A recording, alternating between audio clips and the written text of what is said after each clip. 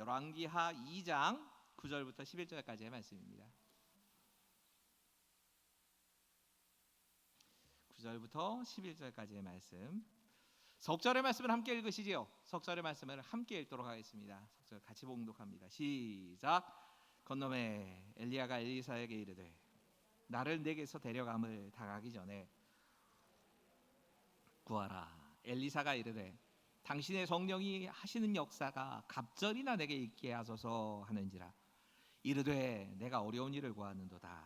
그러나 나를 내게서 데려가시는 것을 내가 보면 그 일이 내게 이루어지려니와 그렇지 아니하면 이루어지지 아니하리라 하고 두 사람이 길을 가며 말하더니 불수레와 불말들의 두 사람을 갈라놓고 엘리야가 회오리 바람으로 하늘로 올라가더라. 아멘. 참 기도하시죠. 하나님, 지금 이 시간 엘리야의 마지막, 그 인생의 마지막 순간을 보면서 우리가 하나님 앞에 정말 어떤 모습으로 서야 할까를 하나님 부르실 때에 우리는 어떤 자세로 어떤 마음으로 서야 할까를 이 말씀을 통하여서 다시 한번 도전받게 해주시옵소서. 함께 하실 것을 믿으며 예수님의 이름으로 감사하며 기도하옵나이다. 아멘. 이전에 봤던 영화 가운데 이런 내용이 하나 기억이 납니다. 이 기장이, 비행기의 기장이 안내 방송을 합니다. 이렇게 그 기장이 방송을 합니다. 호출명을 변경합니다. 이제부터 이 비행기는 에어포스 1입니다. 그리고 이어서 말합니다. 대통령과 탑승 가신 것을 환영합니다. 우리가 에어포스 1이라고 하는 말을 들을 때면 이 에어포스 1이 대통령 전용기의 고유명사처럼 생각을 합니다. 하지만 정확하게 말하자면 미국의 공군기 가운데 대통령의 탑승하고 있으면 그 비행기가 에어포스 1이 됩니다. 그 전용기 자체를 말하는 게 아니라 대통령이라고 하는 사람이 타고 있느냐 안 타고 있느냐에 따라서 에어포스 1이냐 아니냐가 결정이 된다는 겁니다. 영화를 보다 보면 이 미국 대통령이 이 미국 그 대통령 전용기에 타가지고 장관들하고 화상회의를 하기도 하고 또 뭐 그 옆에 늘 보면 두 대의 F-15 이 전투기가 이 대통령이 타고 있는 비행기를 호유하면서 나가는 모습을 보게 됩니다. 실제로도 그렇게 한답니다. 근데 우리나라 어떻게 할까 좀 궁금했습니다.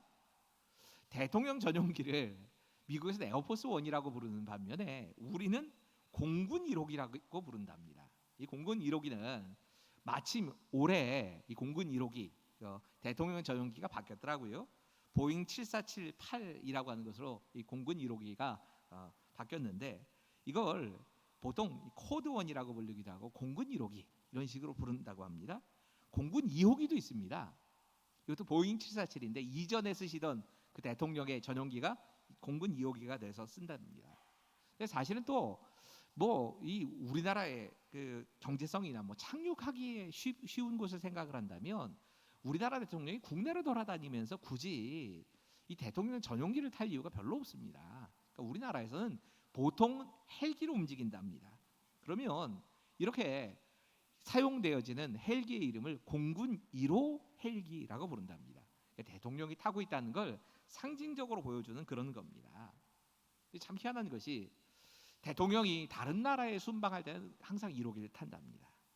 그런데 대통령이 보통 타는 비행기임에도 불구하고 공군 2호기 같은 경우에는 국가의 아주 중요한 임무를 띈 국무총리나 아니면 국가의 뭐 안기부장이나 뭐 이런 분들에게 아주 중요한 임무를 맡겼을 때는 이걸 띄우기도 한다고 합니다. 그러니까 대통령 전용기를 뭐 어쩌면 우리 입장에서 공군 1호기라고 말하기도 해도 될 겁니다. 특별히 좀 이 조사를 하다 보니까 참 희한하다는 생각이 들었습니다. 미국의 대통령이 타고 있는 에어포스 1 같은 경우에는 제일 중요한 게 대통령의 안전이기 때문에 안전을 지키기 위해서 대통령 비행기가 딱 뜨는 순간부터 미국의 모든 이 그 공군력이나 모든 이 그 조직이 대통령 보호하는 데 집중된답니다. 대통령 전용기 자체에 가지고 있는 레이더망도 대단하지만 조기 경보기라고 해서 이게 평상시에 뜨지도 않는답니다.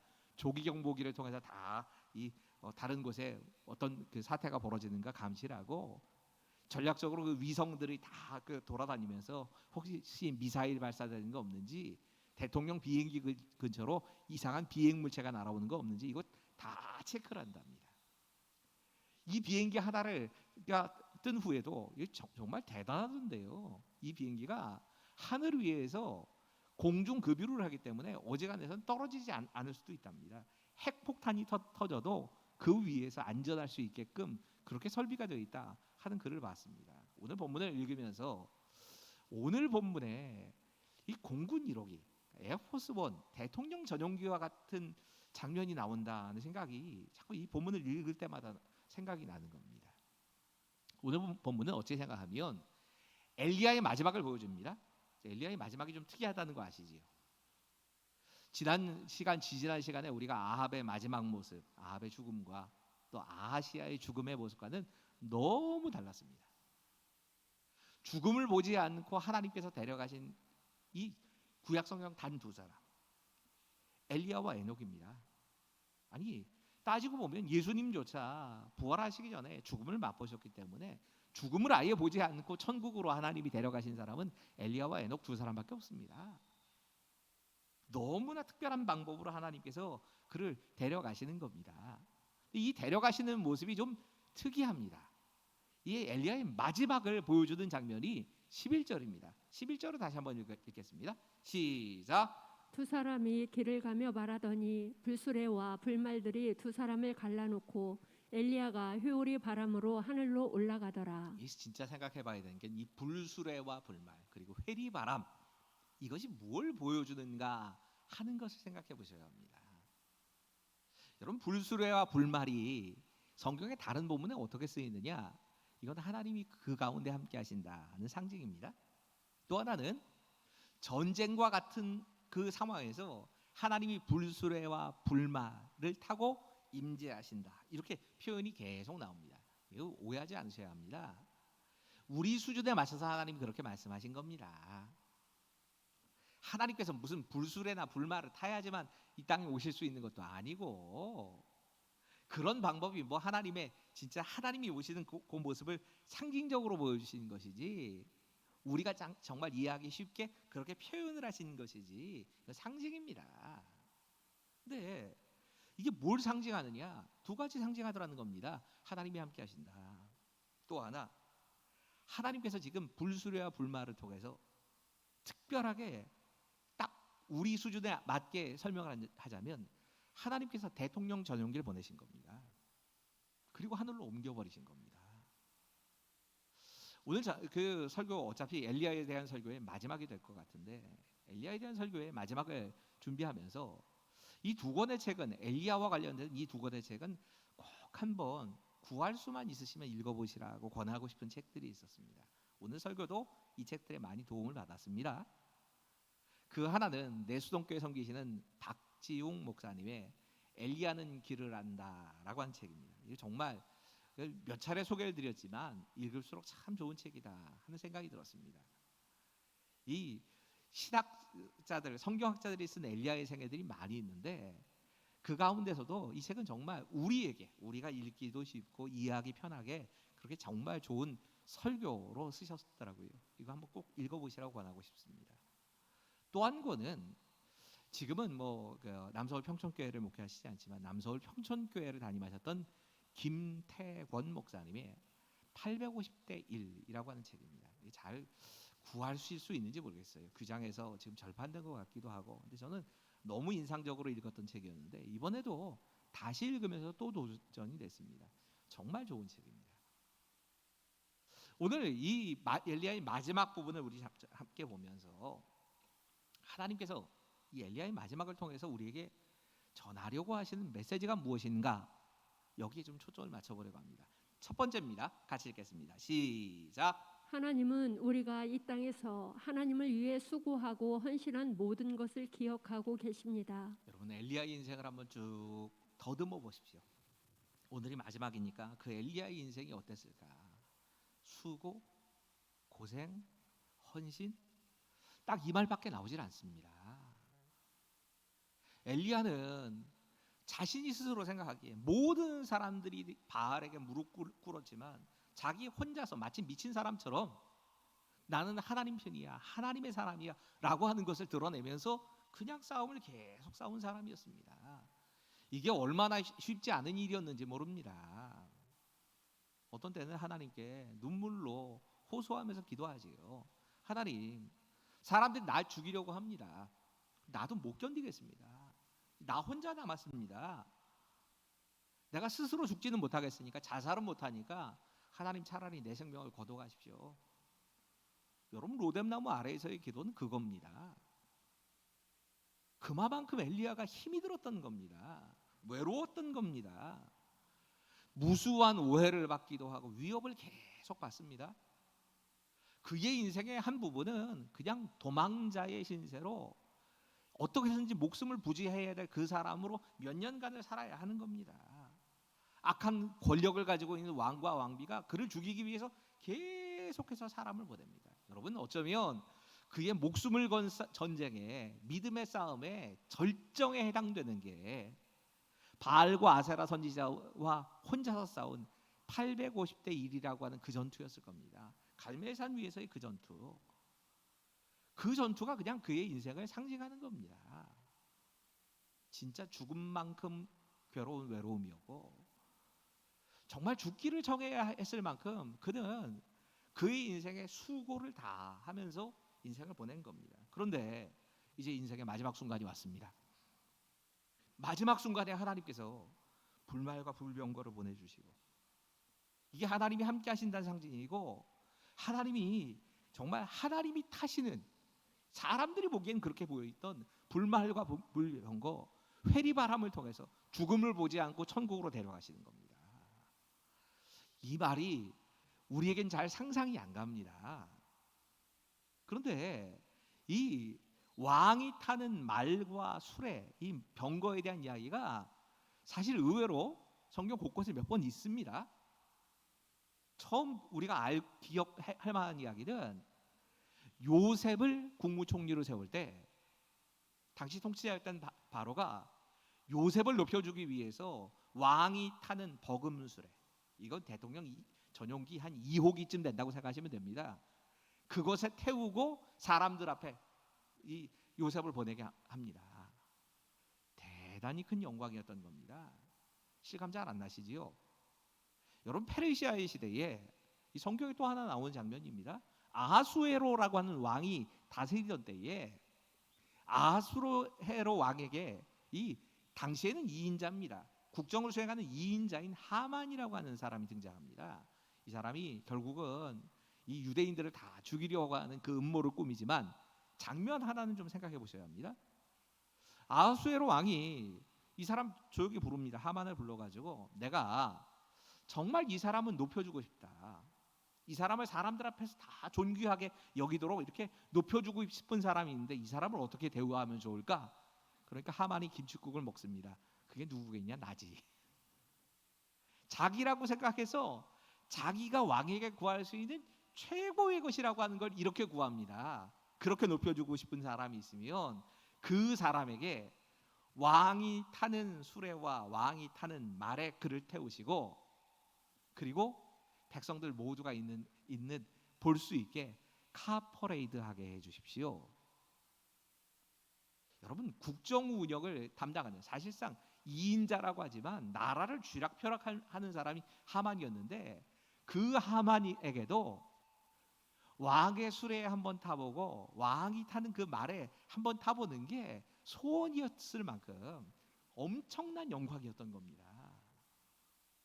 인생의 마지막 순간에 적어도 사람들이 보기에는 이거 하나님이 타시는 거야 라고 생각하는 그 불말과 불병거를 보내셔서 하늘로 엘리야를 데려가시는 겁니다. 어쩌면 우리가 정말 기대하고 구해야 되는 건 이 모습일 수도 있습니다. 우리 인생이 끝나고 우리가 다시 하나님께 돌아가는 그때, 하나님께서 이런 모습으로 우리를 영접하신다면 이보다 큰 영광이 어디 있겠습니까? 정말 비교할 수 없을 만한 영광일 겁니다. 우리 인생이 끝나는 순간 정말 수고가 그치고 이 땅에서의 고생 끝나고 하나님을 위해서 헌신하고 희생하는 것이 다 끝난 성도들을 향하여서 하나님이 이렇게 약속하십니다. 요한계시록 7장 17절 함께 읽지요. 시작. 이는 보좌 가운데에 계신 어린 양이 그들의 목자가 되사 생명수 샘으로 인도하시고 하나님께서 그들의 눈에서 모든 눈물을 씻어 주실 것임이라. 아멘. 여러분, 하나님께서 지금 엘리야의 마지막 모습을 통해서 우리에게 진짜 말씀하시려고 하는 건 이겁니다. 봐라, 내가 전부 다 기억하고 있다. 너의 수고도 기억하고 있고, 네가 나 때문에 고생하는 것, 헌신하는 것 다 기억하고 있어. 난 잊지 않았다. 오늘 본문이 이야기하고 있는 두 번째 메시지입니다. 같이 읽을까요? 시작. 우리 인생의 마지막이 하나님 나라가 계속 이어지도록 하는 것을 위해 사용되어야 합니다. 여러분, 지금 이 우리 인생이 과연 하나님 앞에 무엇을 남겨야 할까를 생각하면서 이 본문도 다시 한번 봐야 합니다. 왜 엘리야의 인생을 이렇게 하나님께서 영화롭게 마무리를 할 수 있게끔 해주셨을까? 마지막에 그가 하는 행동을 보면 좀 알 수 있습니다. 언젠가 이 텍사스주의 주지사도 지내시고 또 베일러 대학의 총장을 지내셨던 패트 네프라고 하는 분이 쓰신 글을 읽을 기회가 있었습니다. 이분이 항상 이런 의문을 늘 가지고 계셨답니다. 아니, 도대체 늘 자꾸 보화를 하늘에 쌓아두라고 하시는데 과연 하늘에 보화를 쌓는다는 게 무슨 뜻일까? 그 의미가 뭘까? 이해가 안 되더랍니다. 저희 같은 사람이야 그냥 이해 못해도 모르고 그냥 넘어가면 되지 생각하는데, 똑똑한 사람들 가운데는 이해를 못하면은 못 참는 분들이 가끔 계세요. 이분들은 도대체 하늘에 보화가 쌓인다고 하는 이 의미에 대해서 이분은 뭐 대학 총장까지 하셨던 분이니까 계속 의문을 가지고 이게 도대체 무슨 뜻일지, 헌금을 드리면 그게 하늘의 보화로 쌓인다는 얘기인지, 이 땅에 있는 땅이나 뭐 이런 걸 하나님께서 받으라고 하시는 건지 이해가 안 되더랍니다. 그래서 기도를 시작한 겁니다. 하나님, 제가 좀 무둔해서 그러는데 하늘에 보화를 쌓는다는 게 무슨 뜻입니까? 천국에 보화를 쌓는다는 말씀이 이해가 안 됩니다. 깨달아야 쌓을 거 아닙니까? 저도 하늘에 보화를 쌓는 삶을 살고 싶은데 못 깨달으니까 제가 못 하고 있습니다. 이 말씀 뭔 뜻인지 좀 깨닫게 좀 해주세요. 그렇게 계속 기도하던 중에 하나님께서 꿈을 통해 응답하셨답니다. 물론 이분의 신앙 체험이니까 이게 뭐 성경은 아닐 겁니다. 이분이 꿈을 통해서 주님을 만나는 그런 꿈을 꾸게 된 겁니다. 그때 물으셨답니다. 네프야, 너 하늘에 보화를 쌓는 게 무엇인지 그렇게 궁금하다며? 그 말씀이 잘 이해가 안 되지? 하나님이 이걸 답을 해주시려나 보다 하는 마음 때문에 냉큼 하나님께 말씀드렸답니다. 주님, 이게 뭡니까 도대체? 집이 올라가는 겁니까? 땅이 올라가는 겁니까? 아니, 뭐 은금 올라간다는 얘기십니까? 내가 헌금 드리면 그게 쌓인다는 뜻인가요? 궁금해서 말씀드렸더니 답을 이렇게 하시더랍니다. 야, 보화가 하늘에 올라오진 못해. 그런 건 하늘 못 올라와. 사람만 올라올 수 있지. 남자든 여자든 노인도 다, 아이든 예수 믿다가 죽으면 하늘로 올라간다. 그들이 내게 보아하다. 진짜 보아는 그들의 영혼이야. 이게 하나님께서 자신에게 주신 계시로 진짜 받아들였답니다. 내가 하늘에 보화를 쌓는다고 하는 건 결국은 누군가에게 복음을 전하고 그 사람의 영혼이 하늘에 가게 된다면, 그들이 그 구원받은 사람들이 된다면, 그러면 그것이 하늘의 보화를 쌓는 것이다 라고 그 신앙의 체험을 받아들인 겁니다.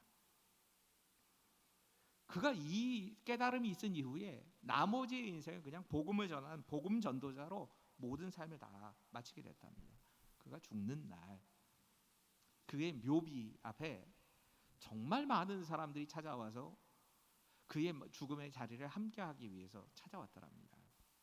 꽃다발이 수없이 쌓여 있는데 그 꽃다발에는 대부분 이 미국의 전통인가 보지요.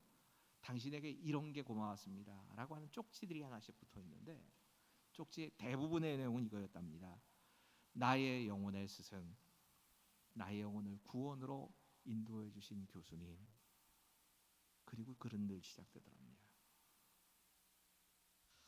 여러분, 하나님 나라의 재산은 결국 사람입니다.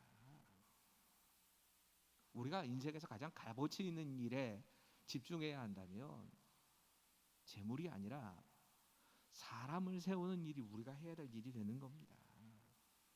어쩌면 엘리야의 마지막 모습을 보면 우리가 그걸 깨닫게 됩니다. 엘리야는 자기 죽는다는 거 알았습니다. 아니, 죽는 게 아니지요. 하늘로 불림을 받는다는 사실에 대해서 처음부터 알았습니다. 그리고 행동을 합니다.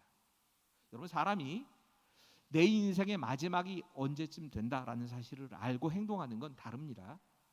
왜 우리가 유언을 그렇게 중요하게 생각합니까? 간단하지요.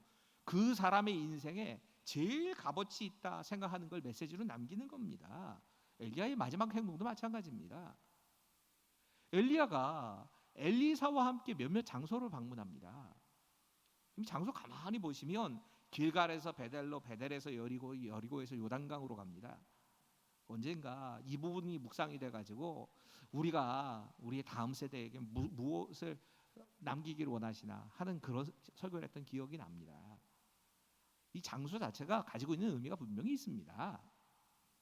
성경학자들마다 이 장소에 대한 의미를 부여하고 그 장소에 대해서 많이 설교합니다. 뭐 이미 설교한 걸 또 할 필요는 없다고 생각하는데, 여러분, 이 장소들은 사실 출애굽을 해서 이스라엘 백성들이 가나안을 정복하는 그 과정에 딱 역순으로 갑니다. 거꾸로 가는 겁니다. 그렇게 엘리야가 일부러 갑니다. 이 장소를 방문한 진짜 이유는 가는 곳곳마다 선지자 생도들이 있는 겁니다. 신학생들이 있었다고요. 사람이 거기에 있었던 겁니다. 어쩌면 엘리야가 인생의 마지막 순간까지 진짜 하려고 했던 게 그겁니다. 사람 키우는 거였습니다. 엘리야하고 직접적으로 관련이 없는 그 사람들이처럼 보일지 모르지만 그 인생은 이제 끝날 거니까. 그래도 그 사람을 남기기 위해서 모든 걸 한 겁니다. 진짜 엘리야 위대한 사람입니다. 그리고 하나님께서 위대한 일을 맡기셨고 그 일들을 했습니다. 하지만 그 일이 이어져야 한다는 걸 알았습니다. 엘리야의 생애를 강의하면서 참 이게 힘들다는 생각이 들었었는데, 엘리야의 이야기가, 중요한 이야기가 어느 순간에 뚝 끊어져 버립니다. 엘리야를 중심으로 모든 게 다 끝날 것 같았는데 엘리야 이야기가 중간중간만 나오고, 사실 어찌 생각하면 갈멜산의 그 싸움이나 뭐 이런 사건 제외하고 나봇 사건 한번 딱 드러났다가 엘리야가 안 보입니다. 그럼 그 안 보이는 그 기간 동안이, 성경학자들 대부분 다 이게 뭐 수십 년 정도로 계산하거든요. 10년 이상이라고 계산합니다. 그동안 엘리야 자신의 입으로 바알에게 무릎 꿇지 않은 사람이 나밖에 없습니다 했던 그 엘리야가 선지자의 생도들,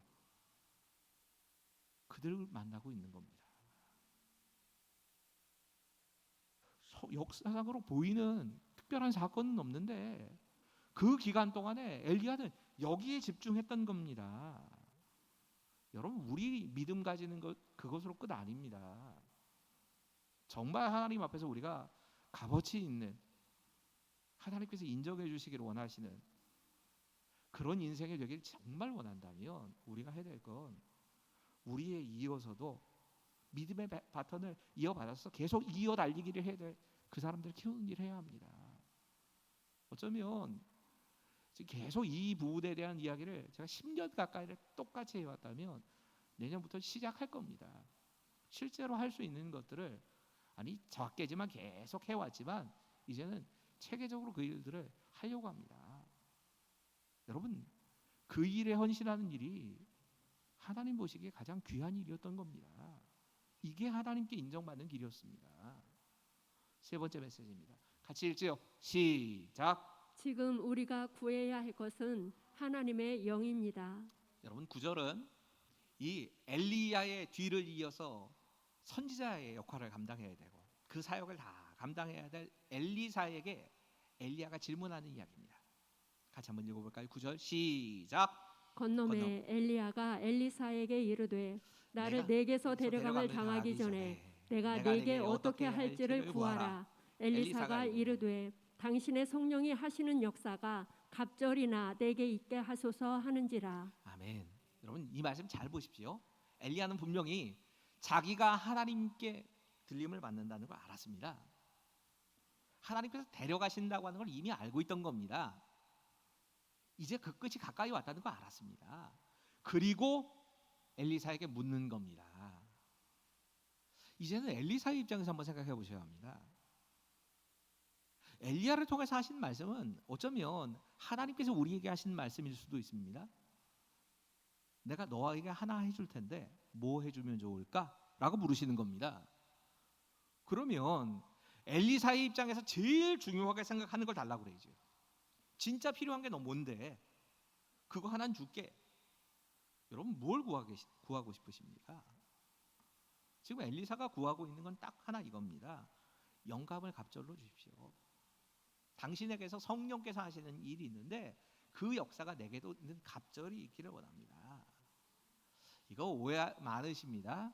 지금 엘리사가 구하고 있는 게 엘리야보다 더 큰 사역. 물론 엘리사의 이야기가 이어진다면, 지금 전 엘리사 이야기 좀 이따 하려고 생각을 하기 때문에 엘리사의 이야기가 이어지게 된다면 참 많은 기적이 엘리사의 시대에 있었다는 걸 압니다. 알 수 있습니다.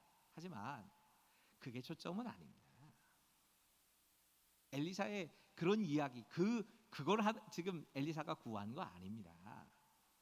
갑절의 영감으로 예전에 번역이 됐는데 이걸 아예 일부러 좀 풀어놓은 거예요 지금. 여러분 이 갑절의 영감이라는 표현이나 지금 당신에게 성령께서 하시는 그 일의 2배, 이 말은 신명기 21장 17절의 말씀을 사실은 요구한 겁니다. 이건 뭐냐면 내게 2몫을 주십시오. 내게 당신의 사역의 상속자가 되게 해주십시오. 이런 뜻입니다. 자녀에게 이스라엘이 가지고 있는, 우리는 좀 이해가 안 되는 법입니다.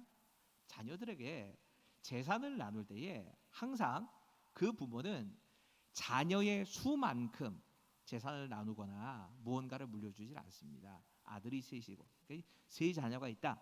그러면 이 세 자녀에게 재산 물려줄 때는 4개로 나눕니다. 4개로 나눠서 하나씩 나눠주고 내 아들 중에 장자, 상속자가 될 사람에게 2개 줍니다. 항상 이렇게 되어 있습니다. 아들이 2이다, 3개로 나눕니다. 작은 아들에게는 1개 주고 큰 아들에게는 2개를 줍니다. 이제 네가 상속자야라는 뜻입니다. 그걸 지금 엘리사가 구한 겁니다. 실제로 그렇게 됩니다. 엘리야가 하늘로 하나님의 부르심을 받으면서 딱 한 가지만 남깁니다. 겉옷을 남깁니다. 그리고 그 겉옷을 엘리사가 받습니다. 엘리야의 겉옷 한 가지 남아있는 이 겉옷을 엘리사가 받습니다. 14절 말씀을 같이 읽어볼까요? 같이 읽겠습니다. 시작. 엘리야의 몸에서 떨어진 그의 겉옷을 가지고 물을 치며 이르되 엘리야의 하나님 여호와는 어디 계시니이까 하고 그도 물을 치매 물이 이리저리 갈라지고 엘리사가 건너니라. 여러분 성경에서 겉옷이라고 하는 건 이 겉옷 하나가 딱 남았고 그 겉옷을 엘리사가 입었다고 하는 게 우리에겐 좀 잘 이해가 안 되는 말씀입니다. 근데 이스라엘 사람들은 단번에 알아들었습니다. 왜냐하면 옷이, 특별히 겉옷이 상징하는 건 그 사람의 지위와 그 사람이 하던 일을 그대로 이어받았던 뜻입니다. 실제로 엘리야가 그 겉옷 남기게 되고 그 겉옷을 입고 그 겉옷을 사용해서 능력을 발휘합니다. 그러니까 실제적으로 엘리사가 엘리야의 상속자가 된 게 맞습니다. 구했던 대로 됐습니다. 그런데 또 하나 주목해 봐야 되는 건 이 2배의 성령의 하시는 일, 갑절의 영감이라고 이전에 번역됐던 바로 그것을 구했다는 겁니다. 여러분 여기 성령으로 번역이 됐지만 이 루아흐란 단어가 쓰인 겁니다. 이번 주에 마침 이 성령에 대해서 그 말씀을 나눌 기회가 있었죠. 이 루아흐라고 하는 말이 영이란 뜻도 있고 호흡이란 뜻도 있고 바람이란 뜻도 있다고. 진짜 하나님의 바람, 하나님의 호흡, 하나님의 영을 나에게 부어주십시오라고 진짜 구했던 겁니다. 엘리사는 딱 하나를 구해야 되면 그 구해야 하는 것이 성령이란 걸 알았던 겁니다. 그것 아니고는 하나님께서 맡기신 사역을 할 수 없다는 걸 알았던 겁니다. 우리가 세상에 나가서 승리하는 힘도 사실 성령의 도우심이 없이는 안 됩니다. 우리가 그걸 진짜 고백해야 됩니다. 믿음으로 살고 싶지요. 내 힘으로 못 삽니다. 내 결단으로 사는 게 아닙니다. 믿음으로 사는 힘이 사실 성령의 충만으로 옵니다. 죄를 어떻게 끊습니까? 우리 의지로 안 끊어집니다. 죄를 끊는 힘도 성령의 충만함을 통해서 죄를 몰아내게 되는 겁니다. 영적인 전쟁에서 승리를 한다거나 하나님과 교제하는 그 모든 것, 하나님의 임재를 경험하기 위해서 우리에게 필요한 건 결국은 성령의 충만입니다. 우리가 구해야 될 건 이겁니다. 우리 자녀들에게 필요한 것도 이겁니다. 우리가 이것에 대해서 구하고 하나님께 나가야 되는 겁니다. 오늘 다른 거 다 기억하실 필요 없고요. 오늘 기도해야 돼. 오늘 이 말씀 가지고 기도해야 돼. 기도의 제목은 사실 이겁니다. 하나님, 우리 안에 성령의 충만함을 허락해 주십시오. 내 인생이 하나님 앞에서 값어치 있는 일에 쓰임 받게 해 주십시오. 그리고 그 값어치 있는 일이 다음 세대를 세우는 것이고 믿음의 바톤이 계속 이어지게 하는 일이, 이게 하나님이 진짜 원하시는 일이라면 내가 그런 삶을 살기를 원합니다. 어쩌면 지금 이 자리에 계신 분들 가운데 하나님 앞에 수고하고 그 수고의 열매가 눈에 보이지 않는 것 때문에 힘들어하시는 분들도 분명히 계실 겁니다. 하지만 그거 다 하나님은 기억하고 계십니다. 엘리야에게 불말과 불병거를 보내셨던 것처럼 우리 인생이 끝나는 그 순간 하나님께서 우리의 눈에서 눈물을 닦아주시고 다 안다, 위로하시는 그날을 우리가 꿈꾸면서 갑시다. 오늘 찬양 한 곡 하고 같이 했으면 좋겠는데요. 찬양을 어떤 경우에는 하도 예전의 찬양이어서 제가 찬양 인도할 때의 찬양이니까 한 25년, 벌써 한 30년 가까이 된 찬양인 것 같은데, 이 찬양 어떤 한편으로는 반갑기도 하고 또 참 이런 찬양으로 우리가 하나님 예배했지 하는 찬양을 같이 하시더라고요. 거룩한 성전에 거하시며 찬양 할렐루야라는 이 찬양으로 하나님께 찬양하고 우리 기도로 나갑시다.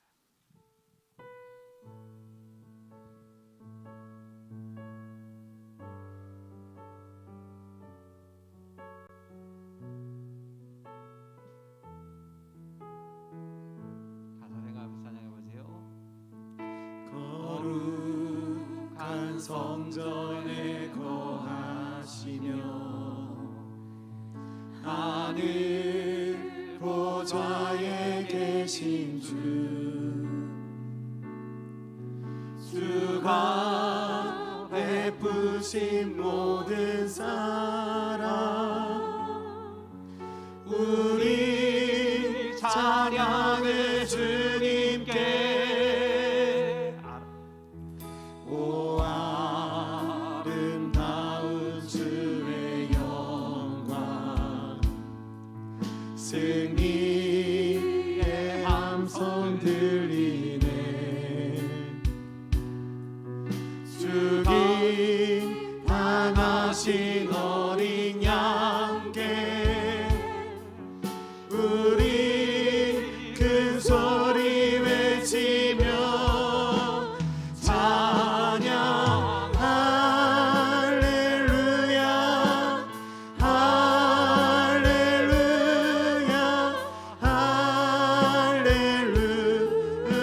할렐루야 찬양 할렐루야 할렐루야 할렐루야.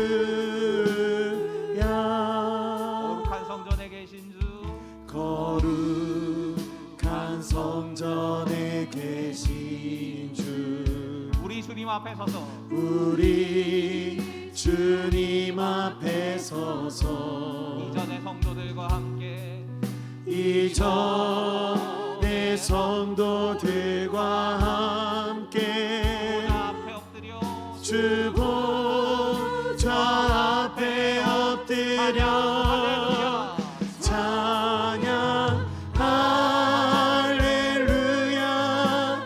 할렐루야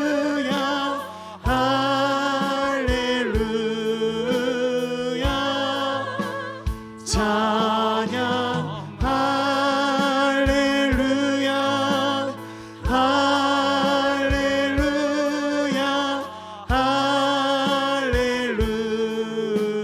오 아름다우신 할렐루야 주님의 영광이 오 아름다운 주의 영광 승리의 함성이 승리의 함성 들리네 죽임을 당하신 어린 양께 죽임 당하신 어린 양께 우리 큰 소리 외치며 우리 큰 소리 외치며 찬양합니다. 찬양 할렐루야 할렐루야 할렐루야 할렐루야. 찬양 할렐루야 할렐루야 우리 손 들고 찬양하자. 찬양 할렐루야. 찬양 할렐루야 할렐루야 할렐루야 찬양 할렐루야